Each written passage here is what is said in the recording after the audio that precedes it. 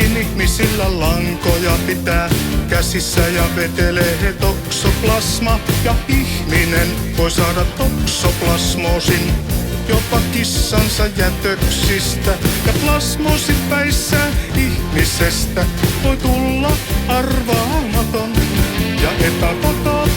Ja kuka takaa, ettei hän mene ja heitä ikkunasta televisiota kadulle avioriidan kipeässä tuoksinassa. Tai saapastele hiihtoladulle ihan vaan kiusallaan talvella Pirkkolassa. Se, että näitä on, johtuu nähdäkseni vahvasti myös siitä, että jokainen ihminen on miljardien bakteerien kansakunta. Miljardien bakteerien kansakunta. Miljardien bakteerien kansakunta.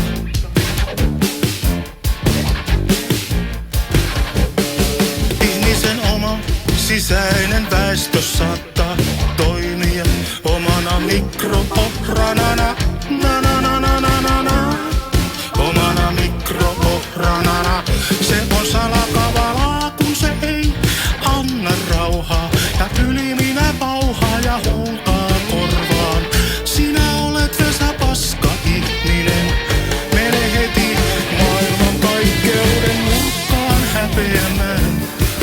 Sinä pääset sieltä pois vasta sitten, kun ne on kaikki tyytyväisiä, ne sinun mielistelemäsi pomot. Eli koskaan, ja tämäkin johtuu loppujen lopuksi siitä, että jokainen ihminen on miljardien bakteerien kansakunta. Miljardien bakteerien kansakunta. Miljardien bakteerien kansakunta.